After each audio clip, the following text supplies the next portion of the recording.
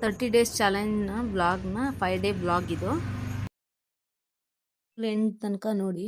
ಹೂವು ತೊಗೊಬಂದಿದ್ದೆ ನೆನ್ನೆನೆ. ಸೊ ದೇವರು ಗ್ರಾಣ ಬಿಟ್ಟಿತ್ತಲ್ವ, ಸೊ ದೇವ್ರ ಮನೆಯೆಲ್ಲ ಕ್ಲೀನ್ ಮಾಡಿಬಿಟ್ಟು ಹೂವೆಲ್ಲ ಫ್ರೆಶ್ ಹೂವು ಹಾಕೋಣ ಅಂತ ಹೇಳಿಬಿಟ್ಟು ಬೇಗ ಬೇಗ ಹೂವು ಹಾಕ್ತಾ ಇದ್ದೆ. ಅಷ್ಟರಲ್ಲಿ ನನ್ನ ಮಗಳು ಎದ್ದಿದ್ದು ಸೌಂಡ್ ಕೇಳಿಸ್ತು. ಸೊ ಅಳ್ತಿದ್ರು ಅಂತಂತ ಹೇಳ್ಬಿಟ್ಟು ಸಮಾಧಾನ ಮಾಡಿಬಿಟ್ಟು ಅಲ್ಲಿ ಕುಂಡಿಸ್ಬಿಟ್ಟು ವೀಡಿಯೋ ಮಾಡಿಕೊಂಡು ಹಾಗೆ ಹೂವು ಮುಡಿಸಿದ್ದೆ. ಅಷ್ಟರಲ್ಲಿ ನಮ್ಮ ಹಸ್ಬೆಂಡು ಬಂದರು.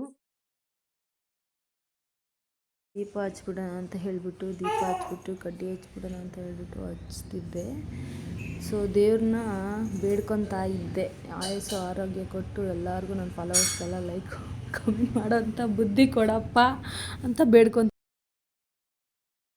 ಹಂಗಂತಲ್ಲ ಗೈಸ್, ಎಲ್ಲರೂ ಚೆನ್ನಾಗಿರ್ಬೇಕಲ್ವಾ. ಸೊ ಅದಕ್ಕೋಸ್ಕರ ಬೇಡ್ಕೊತಿದ್ದೆ. ಸೊ ನಾನು ದೇವ್ರ ಹತ್ರ ಅರ್ಶಿನ ಕುಂಕುಮ ಎಲ್ಲ ಬಟ್ಟಿಕ್ಕೊಂಡು ಆಮೇಲೆ ಇನ್ನೇನು ಅಡುಗೆ ಮಾಡೋದೇ ಇರುತ್ತಲ್ಲ, ಹೆಂಗಸರು ಅಡುಗೆ ಮಾಡಿಬಿಟ್ಟು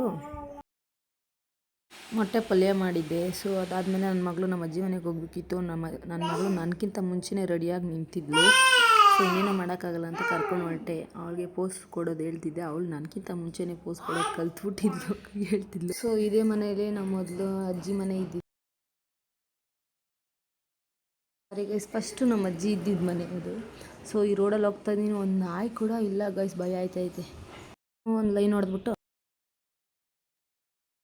ಮನೆಗೆ ಹೋದೆ ಗೈಸ್. ಅಲ್ಲಿ ನಾಯಿ, ನಮ್ಮ ಚಿಕ್ಕಮ್ಮ ಮಕ್ಕಳೆಲ್ಲ ಇದ್ದರು. ಸೊ ಮಾತಾಡ್ಸ್ಕೊಂಡು ಮಾವ ರೋಮಿಯೋ ಜೂಲಿಯಟ್ ಇಬ್ಬರು ಚಕ್ಕಬಾರ ಆಡ್ತಿದ್ರು. ಸೊ ಅವ್ರನ್ನೂ ಮಾತಾಡಿಸ್ಕೊಂಡು ಯಾಕೆ ಮಾಡ್ತಾಯಿದ್ದೆ ಅಂತ ಕೇಳ್ಕೊಂಡು ಮಾತಾಡ್ಸ್ಕೊಂಡು ನಮ್ಮ ಅಜ್ಜಿ ಬಂದರು. ನನ್ನ ಮಗಳು ಓಡ್ಬರ್ತಾರೆ. ಸೊ ಮನೆಗೆ ಬಂದೆ. ಪಕ್ಕದ ಮನೆ ಟೈಲರ್ ಆಂಟಿನ ಮಾತಾಡಿಸ್ಬಿಟ್ಟು ಮುಗೀತು. ಭೇಟಿಯಾಗೋಣ. ನಮಸ್ತೆ.